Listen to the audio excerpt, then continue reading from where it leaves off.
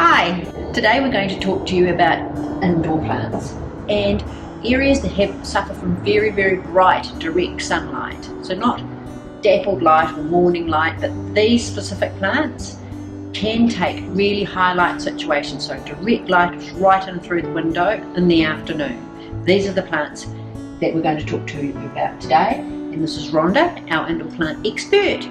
And I'll leave it over to you, Ron. Thanks, Jill. So, bright sunlight in the afternoon, very difficult. It's quite limited. But what is good, of course, is all the succulents. So they'll all do well, and cacti, of course. But also think about gardenias. They will tolerate that bright afternoon sun and bring beautiful perfume to your patio or whatever room that does get that hot afternoon sun. So there is much taller growing ones and ones that cascade over the side as well. And when they flower, the perfume is amazing. Also, any of the euphorbias, which is this strange looking plant, that's a euphorbia, but also crown of thorns, which has lovely pink flowers. Sometimes you get them in yellow flowers as well. The mother-in-law's tongues can tolerate direct sun. Also, crotons, when they come into the garden centres, the bright colours of the croton will take that direct hot afternoon sun. They love that sun to keep their colour. Strelitzias, bird of paradise, the tall Nicolai, the short regionised, all fine with direct sun. So it's mainly succulent types. Also kalanchoes, flower and flower, fabulous. They come in lots of beautiful colours, the pinks and the oranges and the whites, lovely. When they finish flowering, cut the heads off, they'll reflower, beautiful. Also, when they come in, you can use geraniums for indoors. Also papayas in water, look fabulous in a bowl of water with these beautiful big papayas coming up. You can get short ones and really tall ones, fabulous. Another succulent, of course, the aloe vera, which you can use medicinally. Oh, fiddle leaf figs can actually take direct sunlight. So, you know, a good time to move them is if you do want them in that hot afternoon sun, late winter, early spring, get them used to that hot sun coming in and they will thrive in that hot afternoon sun, which is great. Oh, there's quite a few things to choose from. A lot of the other things tolerate more morning sun, so direct morning light, which is things like the chlorophyton. They might get burnt in that hot afternoon sun. The syndapsis. Oh no, I'm thinking about kitchen.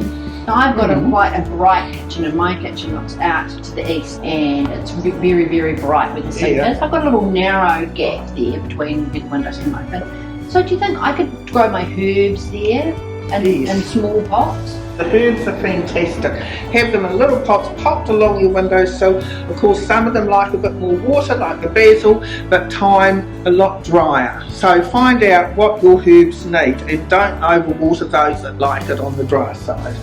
So with the herbs, it would be things like the Mediterranean herbs, really, like the oregano and basil, rosemary, and rosemary and thyme. Yes. And then the more leafy things like parsley and coriander, but it need a lot more water, wouldn't it? Yes, they need a lot more water. Probably still take all that stuff. Yes, well they grow outside in the hot sun as long as you keep watering them. Of course, basil can grow in the sun or the shade, but you know, with all the herbs, the more sun, the better off they are.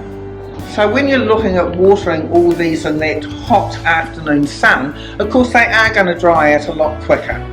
The succulents can tolerate it dry, but you know, for them to thrive, keep them a little bit moister in the summer because they are getting the hot afternoon sun. Also the gardenias, they like just being kept evenly moist, but most things can tolerate it dry, but in the summer, water a lot more than what you would in the winter. So another thing that's really good for good light is the air plants. Fabulous little things. I love them in their little glass globes. So to water them, you take them out, you throw them in filtered water or rainwater, let them soak for an hour, let them drip off, and then poke them back in. You can spray it straight in there, but the thing is, the glass will start getting sort of all motley and horrible. But there's all different kinds. That's Spanish moss. Fabulous. So they just grow outside in the full sun, and my ones at home I just throw the hose over them ever so often and just, you know, have them a bit of water at least once a week. But lovely things, and they do flower. They have a lovely flower. That gives you a general idea of plants that can tolerate that full afternoon sun. It is tricky to get the ones that won't get burnt.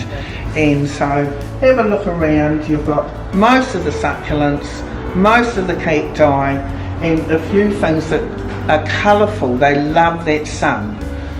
So thank you, and I hope you can find what you want for that situation.